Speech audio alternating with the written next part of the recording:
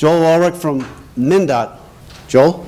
We're going to talk about the smooth side of pavement preservation. So we're looking at thin surface treatments, but also incorporating the micro milling into that as well. So just jump right in here. So milling on pavements, that began back in the mid 70s, and it's evolved significantly since then.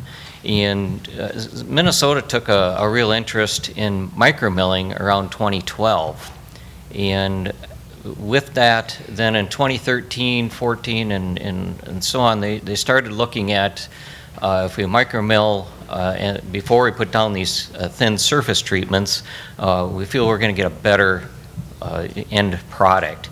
So that's what we started doing and studying that and looking at that. So we started with chip seals, microsurfacing, and also the ultra-thin bonded wearing courses. So in my outline, or in my talk today, we're going to talk about the micro milling, and then why would we do that, and then why we combine it with the thin surface treatments, and then I'll share what we've experienced by doing that. As I shared yesterday, micro milling, the milling head of a micro mill has about 1,000 teeth on it, and that's about 3 times a traditional milling head that has about 300 on it. And so you're getting a much finer grind, and you just see how smooth that surface looks when we're done. And the main reason we go to the micro mill is because it has that lower ridge to valley depth. So it has, when you micro mill, you only have about 1/8 of an inch of ridge, I guess, between each of the teeth, where with the traditional milling, you're about 3 times that height, about 3/8 of an inch. And that's very important when putting down these thin surface treatments, because a traditional mill, that can reflect up through that treatment, and you see that milling, the ridges. So why would I micro mill the pavement then? Part of MNDOT's looking at this was we want a smooth road, and the thin surface treatments don't always provide that smooth surface. So by micro milling, we have a better chance of getting a smooth ride when we're done with the treatment. It does provide that, the micro milling does provide that lower ridge to valley depth. It also removes the surface oxidation, so that improves that treatment bond to the pavement. It gives you an opportunity to remove some of those surface defects, the cupped cracks, rutting, any surface raveling that's occurring. And then you can also reestablish cross slope and drainage. As I shared yesterday too, we're starting to incorporate automated machine guidance in with the micro milling, so therefore we can improve that ride, improve the geometrics of the roadway when we're milling. So MNDOT's experience with this, again, we're finding that we are improving our ride. We are removing that surface oxidation. We're removing those defects, the cup cracks, reducing the rutting, or getting as much as we can that rutting, the surface raveling. As Todd showed, if you do have a little bit of rutting and try to put a chip seal down, you have that issue. So this will help that. Again, we get that better bond of the treatment to the roadway. With that, you're going to get better performance of that treatment, longer life out of it. Also, with that smoother pavement, you're going to extend the service life of that pavement. And then we're removing any previous surface treatments that may have put down. So MNDOT's created a report that I update annually, and we go out and record the smoothness on the road every year, and then update this report. And that is located on our website underneath the pavement preservation webpage. And this does include, our following of the chip seals, our microsurfacing pavements, and then also the ultra-thin bonded wearing courses that have been put down. So we have those 3 types of treatments we've been following. So the projects in specific, With the chip seals, we did a trunk Highway 89, kind of up in the north central part of the state, and then trunk Highway 9, which is over in the west central part. So this graph shows on the far left the original ride. We went out there and took the ride measurement on the pavement before we did any work. And then the next point shows us what that ride was after we did the micro milling. And then the third point is after the treatment was placed. So you can see the improvement in ride that occurred with the micro milling. And in some cases there was a slight reduction in ride with the treatment, but then we've been tracking it annually since then. So you can see, we are bumping that, I guess, useful life of the treatment or the pavement off to the right, a few years.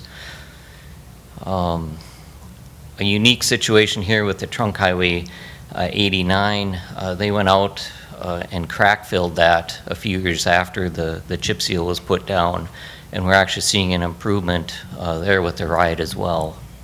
When we look at the fair and good condition of the pavement, you can see where we went in there just as that pavement was starting to reach the good fair line.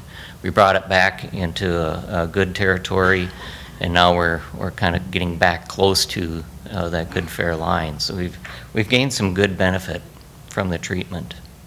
On the microsurfacing projects, we did Trunk Highway 64, which again is kind of north central Minnesota. Trunk Highway 12 is out by Wilmer, that's west central. And then the Trunk Highway 10, it's probably more of a central Minnesota location. And I will say the Trunk Highway 64 project, that was actually milled and overlaid this year, so that's dropping out of the study. And the Trunk Highway 12 project was milled and overlaid last year, so that has dropped out as well. But you can see quite a bit significant improvement in those ride numbers.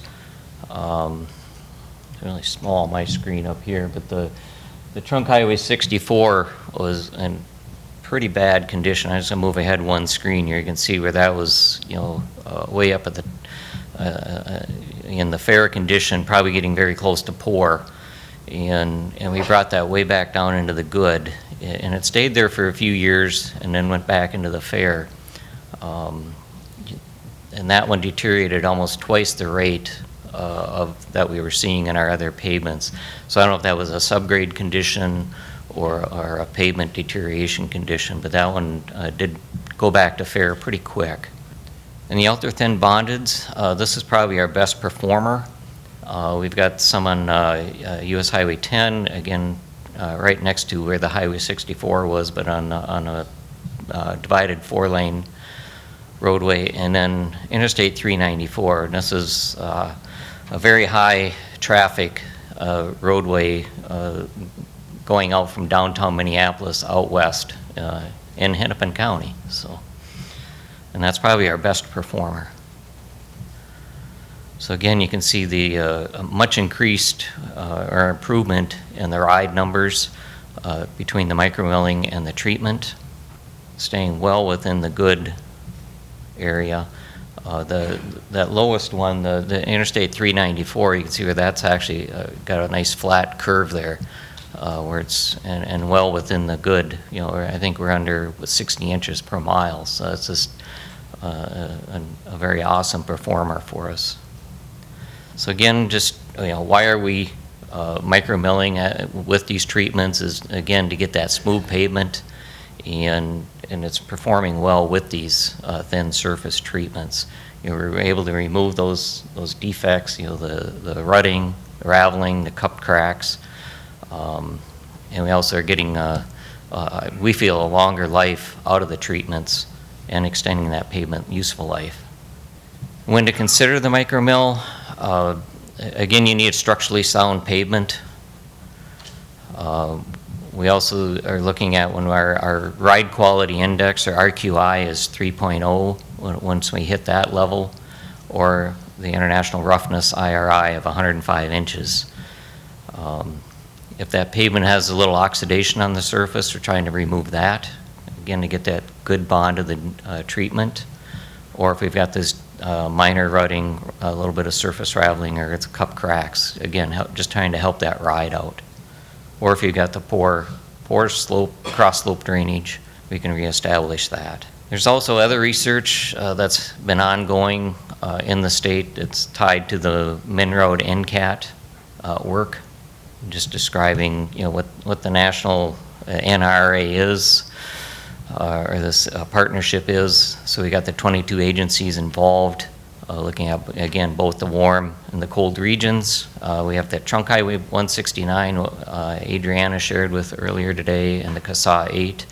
And then we have the 70th Street out real close to Min Road, and just showing that location. And we did some micro milling with those treatments, and an interesting item here that we saw when we did that micro milling out there was the narrower micro mill head, the 6-foot head, didn't give us quite a smoother ride as the wider head or the 12-foot head. That's probably the biggest thing to note there.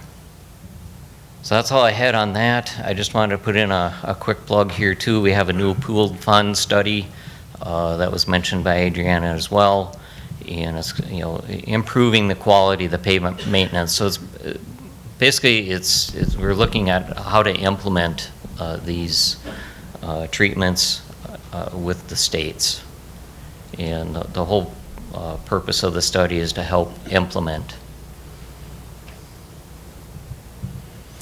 And that's all I had. Thank you. Hey Joel, good presentation. I just wanted to know if Minnesota has ever conventionally milled before placing a ultra-thin bonded wearing course, and if so, what issues did you encounter? Probably would defer to either Paul or it looks like Paul. And just for the record, that's what we do in Kansas. We're not micro milling. Okay. I know of one project where we saw some reflection. And I defer because I've only been in my position for about 2 years, and I was more in tune with our local agencies, so not as in tune to what's happening at MNDOT. So, but Paul's been a great resource for me. So go ahead, Paul.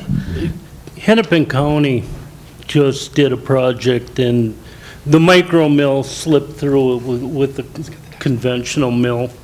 And we were concerned at how, if we were going to get crushed aggregate or what. And after the fact, this was a month ago that they put it down, and I drove it, and it looks beautiful.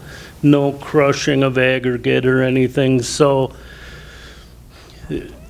whether it was something that was, whether they put down a little bit additional mix to get further away from the high spots, I don't know. They did go over, or they overran a little on the project, but it wasn't significant. So I don't know. Yeah, they have done it, and it seems to work fine for right now.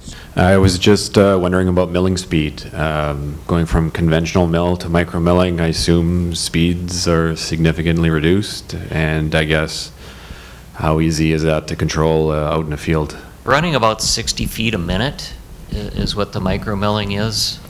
So it's actually moves along pretty quick. We just did the project last week. They did 10 lane miles in about a day and a half. So it was pretty quick process. One thing we have noted in discussions with our milling contractors, even though you can micro mill probably up to 2 inches, they'd said economically it's about an inch that they do. If you have more than that, they'll actually bring in a second mill machine, do a traditional mill on that first inch and a half, and then they'll follow up with the micro mill. Economically, they say that's how they would approach that. Joel, in Michigan, our contractors will say, don't tell us what equipment to use, just tell us what you want as a final product. And so we specify mean texture depth for that. And I'm not sure if I missed that. Do you have a mean texture depth specification for end product? I'm looking at Jerry and Paul. I'm going to say no. Okay, and we do, I mean, they've got the intermediate, which is a fine tooth mill, kind of in between a standard Sure. and a micro mill, but Yep. that's how we handle it. We just tell them what we want for a final product. Yeah, in general, we have performance spec, we don't specify how to do it, we just tell them this is what we want. Let's hear it for Joel. The preceding was produced by the National Center for Pavement Preservation. More information can be found on the web at pavementpreservation.org. Additional support provided by Michigan State University.